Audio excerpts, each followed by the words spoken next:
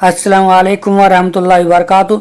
प्यारे दोस्तों, अगर अभी तक आपने हमारे चैनल को सब्सक्राइब नहीं किया तो चैनल को सब्सक्राइब कर ले और ऑल के बटन पर क्लिक कर दे ताकि हमारी आने वाली वीडियो का नोटिफिकेशन आपको मिलता रहे। अमल है, हिसाब नहीं। तवज्जो चाहूंगा, यहां अमल है, हिसाब नहीं, और कयामत में हिसाब है, अमल नहीं। कयामत में किसी को अमल का मौका नहीं दिया जाएगा, वहां सिर्फ हिसाब, सिर्फ हिसाब। तुमको जिंदगी दी थी, क्या किया तुमने, कैसे अपनी जिंदगी तुमने गुजारी, लाओ हिसाब दो।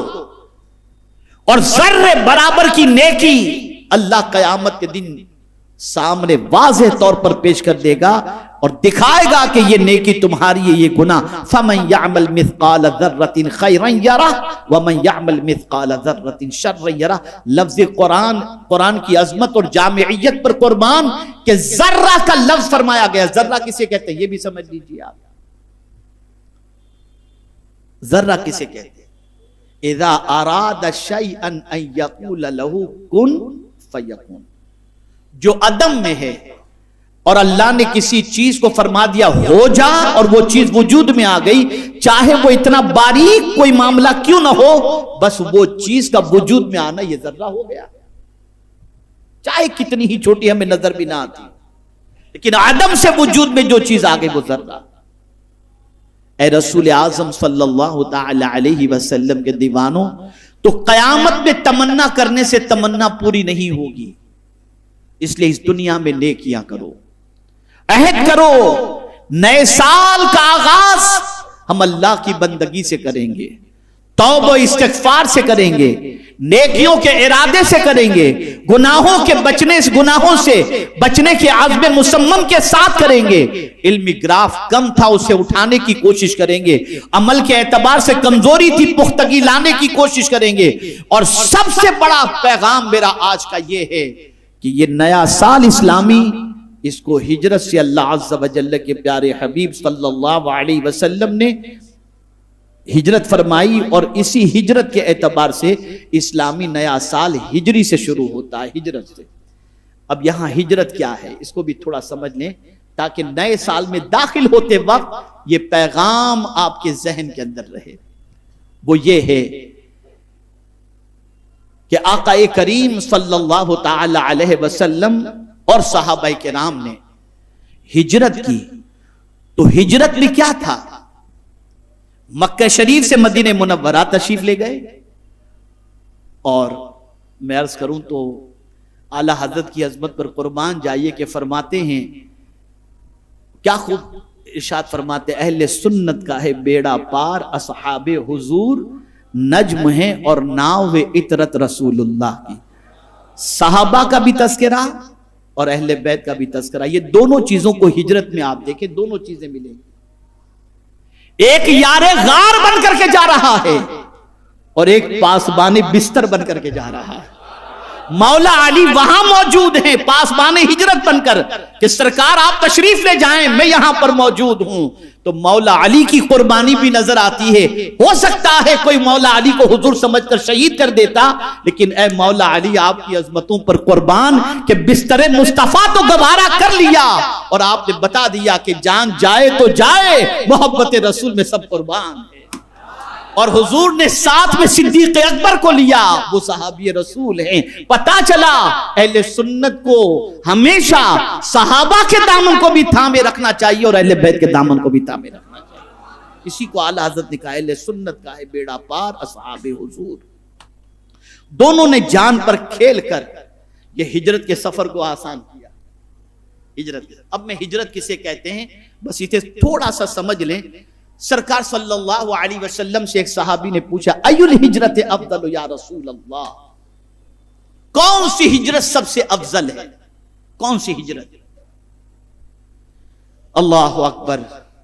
मेरे आका सल्लल्लाहु अलैहि वसल्लम ने इरशाद फरमाया, अल्लाह की नापसंद बातों को अपनी जिंदगी से निकाल देना, यह हिजरत सबसे अफजल है। घर छोड़ो, वतन छोड़ो, मुल्क छोड़ो या मोहल्ला छोड़ो, सब कुछ छोड़ना अफजल नहीं है। اللہ کی ناپسندیدہ باتوں کو اپنی زندگی سے نکال دینا، یہ ہجرت سب سے افضل و اعلیٰ ہجرت ہے، یہ حضور صلی اللہ علیہ وسلم نے فرمایا۔ تو اے رسول اعظم صلی اللہ علیہ وسلم کے دیوانوں، اپنی زندگی سے گناہوں کو نکالو، عبادت و ریاضت کی عادت بناؤ۔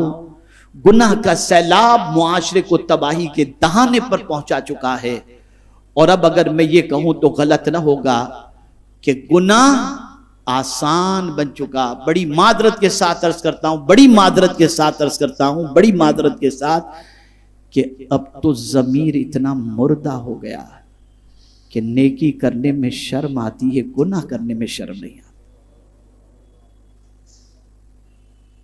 اب نیکی کرنے میں شرم آتی ہے۔ دیکھ لیجئے گا آپ کہیں بھی، ایئرپورٹ پر دیکھ لیجئے، ریلوے اسٹیشن پر دیکھ لیجئے، پانی پینا ہے تو آدمی ادھر ادھر دیکھتا ہے، کھڑے رہ کر پی لیتا ہے، سوچتا ہے بیٹھ کر کے پیوں گا تو دنیا کیا کہے گی۔ نادان، تیرا ایمان اتنا کمزور ہو گیا کہ نبی کے طریقے پر عمل کرنے میں شرم محسوس کر رہا ہے۔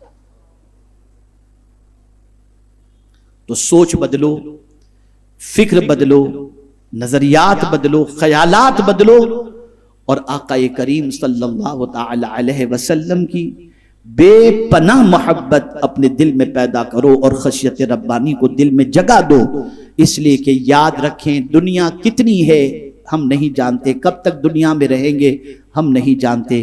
جتنی زندگی ہے اس زندگی کے اندر ہمیں نیک عمل کرنے کا حکم ہے۔ ہم نیک عمل کر کے اپنی بعد والی زندگی کو آسان بنائیں، اور نیکی کرنے کے بعد بھی فضل پر نظر رہے کہ مولا اپنے فضل سے تو ہمیں نجات عطا فرما دینا۔ اس کو ایک آیت کی روشنی میں سمجھا دوں۔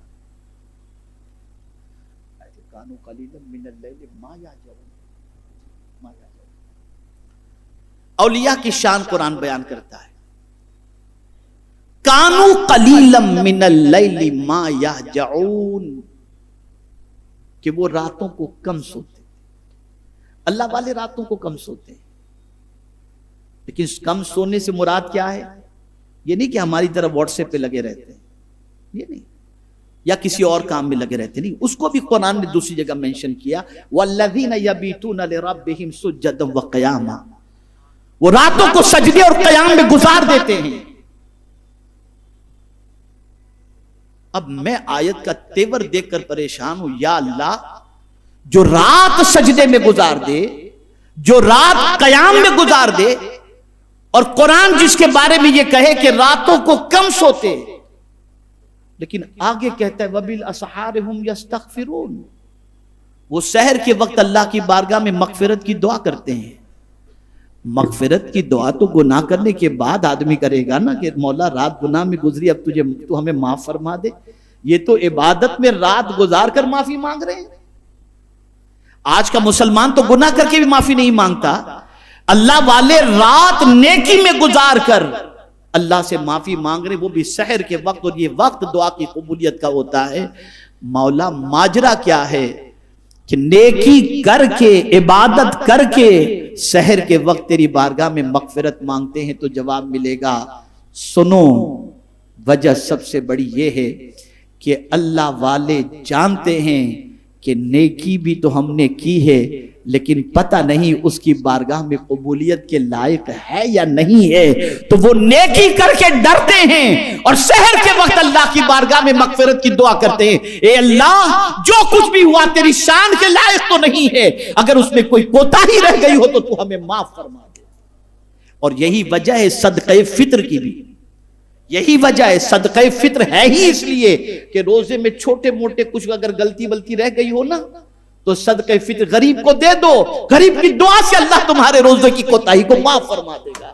یہ اس لیے تو عبادت کر کے بھی خدا سے ڈرو، نیکی کر کے بھی خدا سے معافی مانگو کہ مولا کہاں تو تیری بندگی کرنے والے معصوم فرشتے، معصوم انبیاء، اور کہاں ہم۔ تو اے رسول اعظم صلی اللہ علیہ وسلم کے دیوانوں، تبدیل کرو اپنی سوچ کو، آنے والے سال گناہوں سے نفرت کا سال بنا دو، اپنی زندگی کو قانون الہی اور قانون رسول صلی اللہ علیہ وسلم کے مطابق گزارنے کی کوشش کرو، اور کوشش کرو کہ میرے پیارے آقا صلی اللہ علیہ وسلم کے پیارے دیوانوں، علم کی لازوال دولت سے مالا مال ہونے کی انشاءاللہ زندگی رہی تو پھر اس پر میں عرض کروں گا۔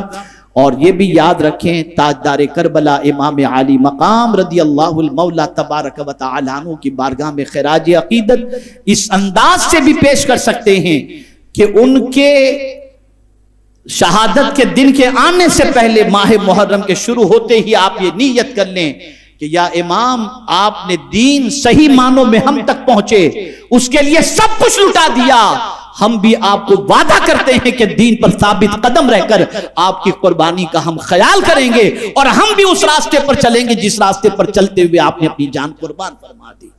یہ عزم کریں، اللہ تعالی رحمت عالم صلی اللہ علیہ وسلم کے صدق و طفیل مجھے، آپ کو، سب کو اللہ اور اس کے رسول کے ارشاد پر عمل کی توفیق عطا فرمائے۔